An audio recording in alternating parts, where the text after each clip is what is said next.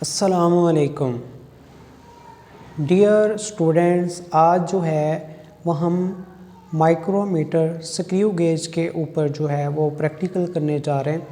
इस प्रैक्टिकल की मदद से हम समझेंगे कि मुख्तलिफ़ जो छोटी छोटी साइज़ की चीज़ें होती हैं उनकी एक्यूरेट रीडिंग किस तरह से ली जाती है।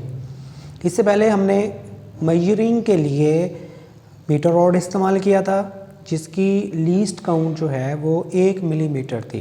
उससे कम और दुरुस्त पैमाइश मालूम करने के लिए हमारे पास वर्नियर कैलिपर था जिसकी लीस्ट काउंट 1/10 मिलीमीटर यानी 0.01 मिलीमीटर थी। अब अगर उससे भी छोटी और दुरुस्त पैमाइश आप ज़्यादा एक्यूरेट वैल्यू जो है वो आप मालूम करना चाहते हैं तो उसके लिए हमारे पास ये माइक्रोमीटर स्क्रू गेज होता है। इसको माइक्रोमीटर स्क्रू गेज क्यों कहा जाता है, ये क्वेश्चन है आपके लिए। ये हम लास्ट पे जाके डिस्कस करेंगे कि इसको माइक्रोमीटर स्क्रू गेज क्यों कहा जाता है। अच्छा, डेली लाइफ के अंदर इस आले के कहाँ कहाँ पे इस्तेमालात हैं। आप बाज़ार में जाते हैं, वहाँ से आप घर के लिए वायर ख़रीदना चाहते हैं तो वो आपको बताता है कि ये वायर जो है वो 4 mm मोटी है, ये 2 mm की वायर है, ये 10 mm की वायर है।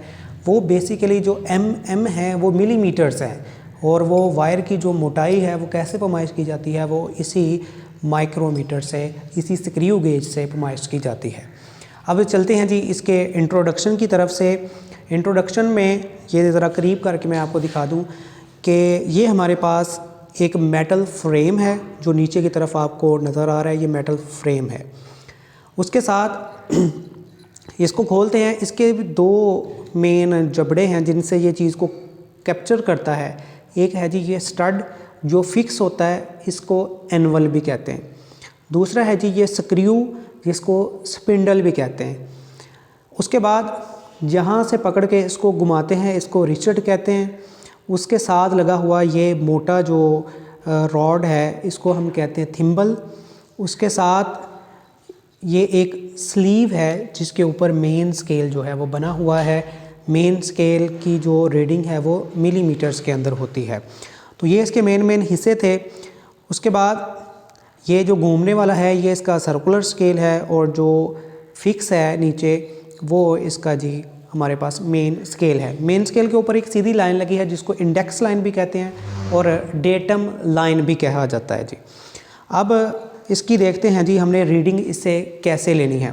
रीडिंग लेने से पहले किसी भी आले के अंदर देखा जाता है कि क्या उसके अंदर किसी किस्म की कोई एरर तो मौजूद नहीं है। तो आले के अंदर जो पहले से मौजूद एरर होती है उसको हम ज़ीरो एरर कहते हैं। ज़ीरो एरर 2 तरह की होती है, एक पॉजिटिव और एक नेगेटिव। ज़ीरो एरर मालूम करने के लिए हम आले को पहले बंद करेंगे। बंद करने के बाद अगर आला जो है वो पहले से कोई रीडिंग दे रहा है, यानी सर्कुलर स्केल का 0 और डेटम लाइन दोनों आमने सामने मौजूद नहीं है तो आले में एरर मौजूद है। अब वो पॉजिटिव है या नेगेटिव ये अब हम बाद में डिसाइड करेंगे। यहाँ ज़ीरो एरर को स्टडी करने से पहले एक चीज़ मैं बताता चलूँ कि ये जो स्क्रू गेज हैं ये लेबॉर्ट्री के अंदर 2 तरह के मौजूद होते हैं। एक वो स्क्रू गेज होते हैं जिनके सर्कुलर स्केल के ऊपर 50 दर्जे लगे होते हैं और एक वो होते हैं जिनके सर्कुलर स्केल के ऊपर 100 दर्जे होते हैं।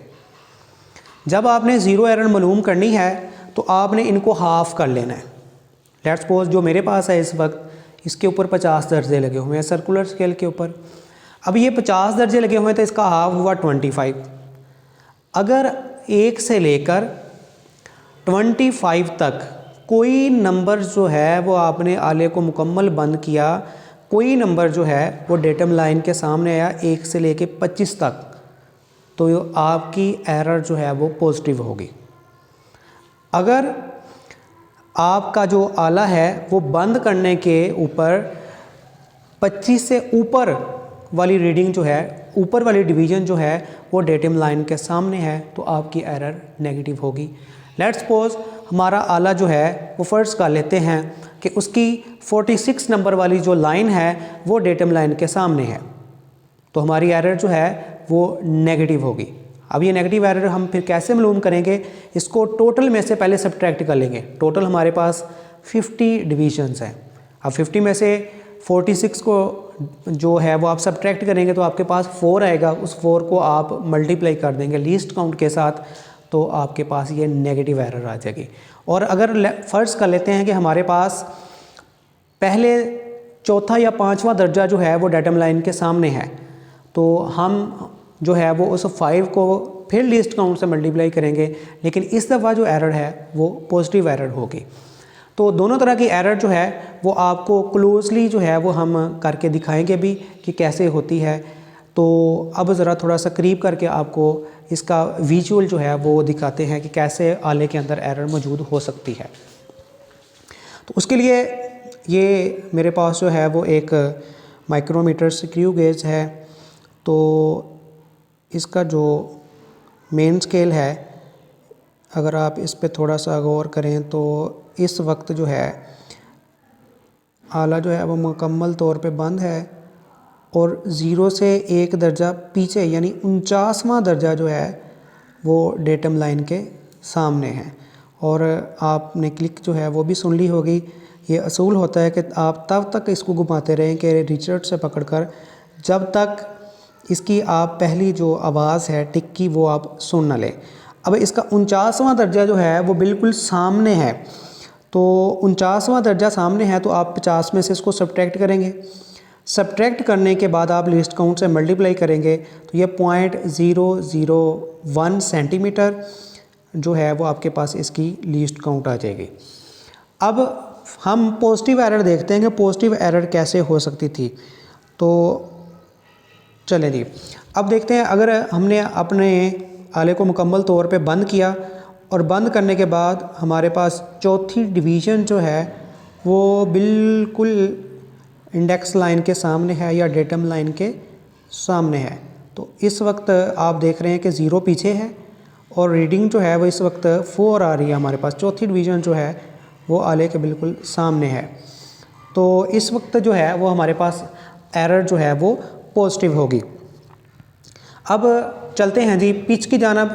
पिच से पहले देखते हैं लीस्ट काउंट कि लीस्ट काउंट क्या होती है। लीस्ट काउंट जो है वो pitch over number of circular scale divisions होती है। तो पहले देखते हैं जी पिच हमारे पास क्या होती है। पिच के लिए एक दफ़ा फिर आपको दिखाते हैं जी। ये मैं इसको थोड़ा सा ज़्यादा खोल लेता हूँ। खोलने के बाद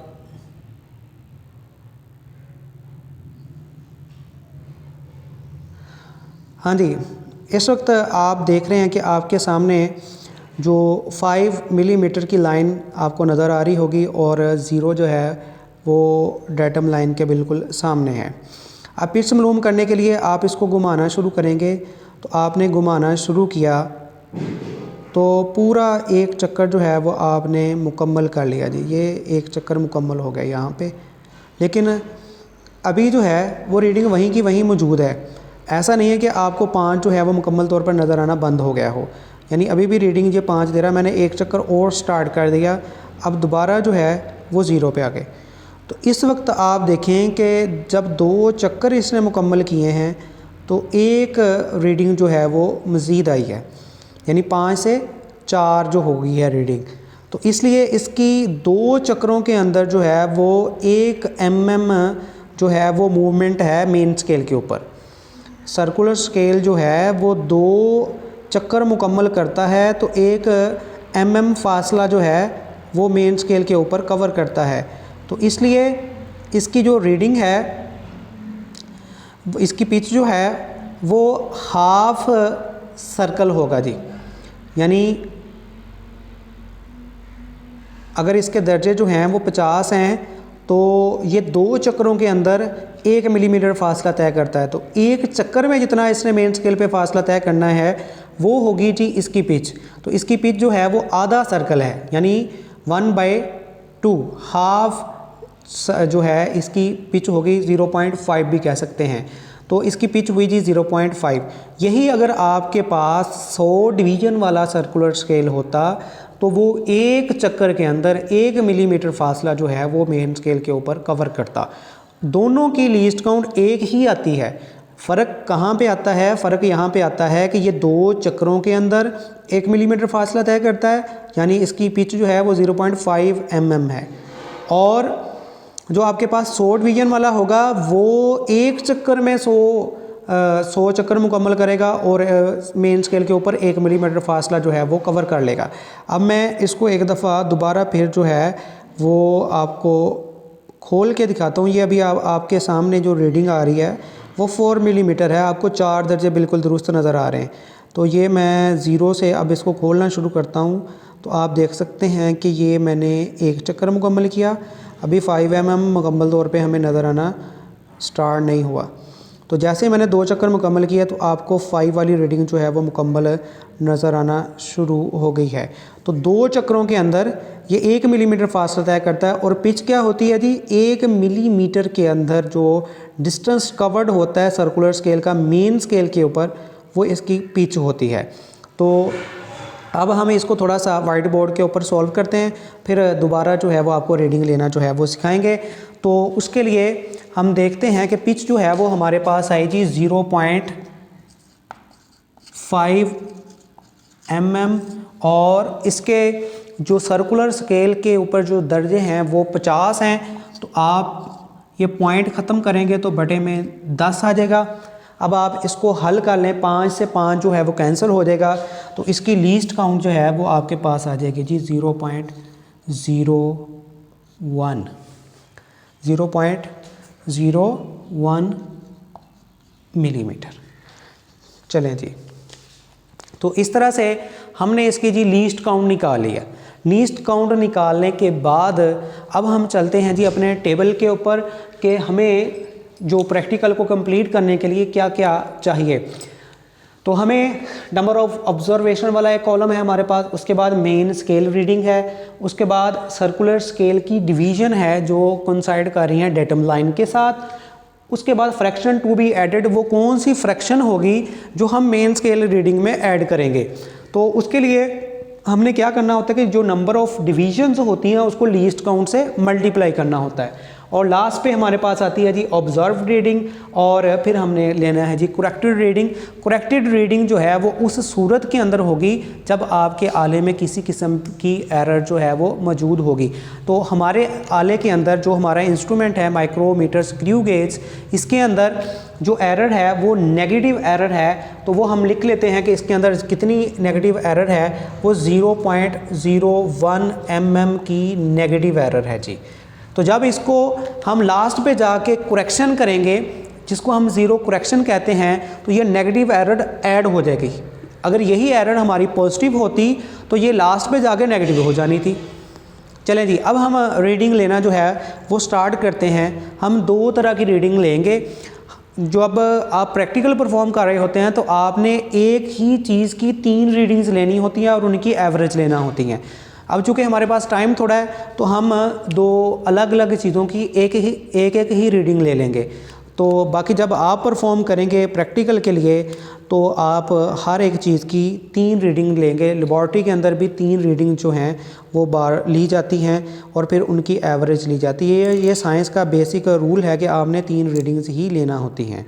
तो हमने जी इसको टाइट कर लिया। टाइट करने के बाद अब हम आपकी तरफ आते हैं जी, इसको ज़रा करीब दिखाने के लिए। तो ये आपको इसकी टिक की आवाज़ आ गई होगी। जैसे ही टिक की आवाज़ आ गई तो ये फ़िक्स हो चुका है। उसके बाद इसका ये लॉक होता है, इस लॉक को हम प्रेस कर लेंगे ताकि ये खुल ना सके। जब लॉक हो जाएगा तो फिर आप घुमाते रहें तो ये कभी भी खुलेगा नहीं। तो इस वक्त जी देखें मेन स्केल रीडिंग आपको 5 mm नज़र आ रहा है। उसके बाद 6, 7, 8, 9 mm तक आपको जो लाइंस हैं वो बिल्कुल क्लियर नज़र आ रही हैं। जो मेन स्केल है उसकी एक लाइन 1 मिलीमीटर को ज़ाहिर करती है। तो 9 mm तक की जो लाइंस हैं वो आपको बिल्कुल क्लियर नज़र आ रही हैं। तो आपकी मेन स्केल रीडिंग होगी जी 9 mm। उसके बाद देखते हैं कि कौन सा दर्जा जो है वो बिल्कुल इसका कोइंसाइड है। तो उसमें आप देख सकते हैं कि इसका जो दर्जा है जी 0 है। 0 के बाद 1, 2, जो दूसरा दर्जा है वो मेन स्केल के साथ बिल्कुल कोइंसाइड है, मेन स्केल की डेटम लाइन के साथ। तो इसकी जो मेन स्केल रीडिंग है वो होगी जी 9 mm, और जो सर्कुलर स्केल का दर्जा है वो है दूसरा, जो उसके साथ डेटम लाइन के साथ कोइंसाइड है। तो अब इसकी अगर हम मुकम्मल रीडिंग देखें तो वो हम वाइट बोर्ड पे जाके निकालते हैं कि वो कितनी बनती है। चलें जी, तो पहली हमारी जो ऑब्जर्वेशन है वो हुई जी 1, मेन स्केल रीडिंग आई थी हमारी 9। उसके बाद हमारा जो डिवीज़न है वो सेकंड डिवीज़न थी, और इसको जब हम लीस्ट काउंट से मल्टीप्लाई करेंगे तो ये 0.01 से जब मल्टीप्लाई होगी तो ये आएगा जी 0.02। अब जाके इसको हम ऐड कर देंगे तो ये आ जाएगा जी 9 प्लस 0.02, तो ये हमारे पास रीडिंग आ गई जी 9.02। ये हमारे पास रीडिंग आ गई जी कौन सी? ऑब्जर्व्ड रीडिंग, जो हमने पैमाइशी आले से निकाली है। लेकिन चूँकि हमारे आले के अंदर पहले से नेगेटिव एरर मौजूद थी, तो नेगेटिव एरर जो है वो अब करेक्शन के वक्त हम इसमें ऐड कर देंगे। तो 9.02 प्लस जो हमारी नेगेटिव एरर थी, नेगेटिव एरर कितनी थी? 0.01 mm। अब हम इसको ऐड करने जा रहे हैं जी 0.01, तो हमारी जो वैल्यू है वो आ गई जी 9.03 mm। तो ये हमारी करेक्टेड रीडिंग है जी 9.03। तो ये हमने निकाली है जी किसकी? एक सिलेंडर की, एक सॉलिड सिलेंडर की हमने जो रीडिंग थी वो मालूम कर ली। अब हम एक और रीडिंग लेते हैं एक छोटी चीज़ की। ये हमारे पास एक स्ट्रिप है। अब स्ट्रिप जो है वो इसको हम फिक्स करते हैं इसके अंदर, और इसको हम आपको ज़रा थोड़ा सा क्लोज करके दिखाते हैं क्योंकि जी, तो हमने स्ट्रिप जो है वो इसको फिक्स कर लिया है। फिक्स करने के बाद लॉक कर लिया है। लॉक करने के बाद अब आपको मैं दिखाता हूँ कि जैसे ही हमने स्ट्रिप को फिक्स किया, तो स्ट्रिप फिक्स करने के बाद आप देख सकते हैं कि इसका जो मेन स्केल है उसकी जो डेटम लाइन है वो वर्नियर स्केल के 8वें दर्जे के साथ बिल्कुल मुंतबिक है, उसके साथ कोइंसाइड है। मेन स्केल के ऊपर आप देखें 0 के बाद आपको ऊपर वाली जो साइड है 1 बिल्कुल क्लियर नज़र आ रहा होगा। तो इसकी मेन स्केल रीडिंग हुई जी 1 mm, और 8वां दर्जा जो है वो इसके साथ बिल्कुल कोइंसाइड है। तो अब इसको वाइट बोर्ड के ऊपर जो है वो अगर आप एक दफ़ा देखना चाहें तो एक दफ़ा फिर देख लें। 1 mm इसकी रीडिंग है, और इसका जो मेन सर्कुलर स्केल का दर्जा है वो है जी आपके पास 8वां। तो अब हम इसकी रीडिंग जो है वो उसको कंप्लीट करते हैं वाइट बोर्ड के ऊपर। तो हमारे पास 1 जो है इसकी आ गई हमारे पास मेन स्केल रीडिंग, और इसका दर्जा जो है वो हमारे पास 8वां था। अब 8 को आप मल्टीप्लाई करेंगे जी लीस्ट काउंट के साथ, तो आपके पास आंसर आ जाएगा 0.08 mm। अब अगला स्टेप होता है जी ऑब्जर्व रीडिंग। ऑब्जर्व रीडिंग निकालने के लिए हम क्या करेंगे कि हम मेन स्केल रीडिंग को फ्रैक्शन टू बी एडेड जो है दोनों को ऐड कर लेंगे। तो 1 प्लस 0.08 तो आपके पास आ जाएगा जी 1.08। उसके बाद लास्ट पे होती है जी करेक्टेड रीडिंग। करेक्टेड रीडिंग मालूम करने के लिए हमने देखना होता है कि हमारे पैमाइशी आले में किसी किस्म की कोई एरर तो मौजूद नहीं थी। हमारे आले में चूँकि पहले से एरर मौजूद थी और ये एरर नेगेटिव थी। अब करेक्शन के वक्त इस एरर को हम पॉजिटिव करेंगे, तो वो एरर थी जी हमारे पास 0.01। तो जब हम इसको ऐड करेंगे तो हमारे पास जो फाइनल रीडिंग आएगी जी वो आएगी 1.09 mm। तो ये जो हमारी स्ट्रिप है ये इतनी ज़्यादा जो है वो मोटी है 1.09 मिलीमीटर। उसके बाद ये जो हमारे पास आला है ये इतना ज़्यादा एक्यूरेट है कि आप इंसानी बाल की मोटाई जो है वो इससे मालूम कर सकते हैं। कैसे मालूम कर सकते हैं जी? आप अपना बाल जो है वो इसके जबड़ों के अंदर फिक्स करें। फिक्स करने के बाद जो है वो स्टड के अंदर रखें और स्पिंडल से इसको बंद कर दें। तो उसके बाद मेन स्केल रीडिंग जो है वो 0 ही आएगी, और आपका जो सर्कुलर स्केल का दर्जा है वो 2 से लेके 15 तक जो है वो आ सकता है। तो इस तरह से आपकी जो बाल की मोटाई होगी वो 0.02 mm से लेके 0.015 mm तक जो है वो हो सकती है। तो आप इस तरह से अपने इंसानी बाल की मोटाई जो है वो मालूम कर सकते हैं। बाज़ार से मिलने वाली मुख्तलिफ वायर्स जो हैं उसकी मोटाई भी आप इससे मालूम कर सकते हैं, क्योंकि वायर्स के ऊपर लिखा होता है कि ये 2 mm की है, 6 mm की है या 10 mm की है। तो आप उसको आसानी के साथ इससे चेक कर सकते हैं अगर आपको इस सारे प्रोसीजर से रीडिंग लेना आता है। उसके बाद हमने एक सवाल आपके लिए छोड़ा था कि इसको माइक्रोमीटर क्यों कहते हैं। माइक्रोमीटर इसलिए कहते हैं कि अगर इसकी जो लीस्ट काउंट है, जो छोटी से छोटी जो वैल्यू है जो मैयर ये कर सकता है, अगर उसको हम माइक्रोमीटर में कन्वर्ट करें तो ये वो 10 माइक्रोमीटर बनता है जी। तो इसलिए इसको माइक्रोमीटर भी कहते हैं। और जो इंसानी बाल की मोटाई मैं आपको बता रहा था वो भी तकरीबन 2 माइक्रोमीटर से लेके 15 माइक्रोमीटर तक होती है। तो अगर आपको हमारी वीडियोस जो हैं वो पसंद आ रही हैं तो आप हमारे चैनल को सब्सक्राइब कर लें, बेल आइकन को प्रेस कर दें ताकि हमारी नई आने वाली वीडियो जो है वो आपको जल्द से जल्द मिल सके। तब तक के लिए अल्लाह हाफिज़।